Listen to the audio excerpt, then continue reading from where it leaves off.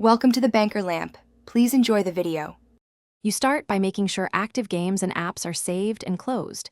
This prevents data loss. Once done, use the controller to open the control center and navigate to the power icon. If you have a disk installed and plan to remove it, eject it now so the drive isn't spinning during power down. Make a quick choice.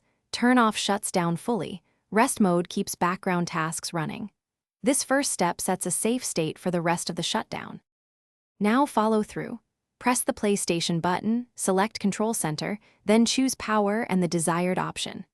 If you select Turn off PS5, watch the status light transition and let the system finish writing data before the light goes out. For rest mode, confirm settings for USB charging and downloads if you want background updates.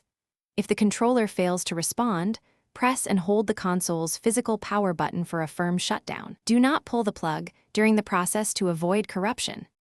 Finish by verifying the status light is fully off or in the chosen rest mode color. Then wait 10 to 30 seconds before disconnecting the power cable if needed. Make sure the console sits on a stable, ventilated surface and reconnect cables securely when you next power on. If the PS5 refuses to shut down normally, hold the power button for more than 10 seconds to force a full power off. Then boot into safe mode and apply any pending system software updates to prevent repeat issues. Thanks for watching. If this was helpful, leave a like and consider subscribing. See you next time.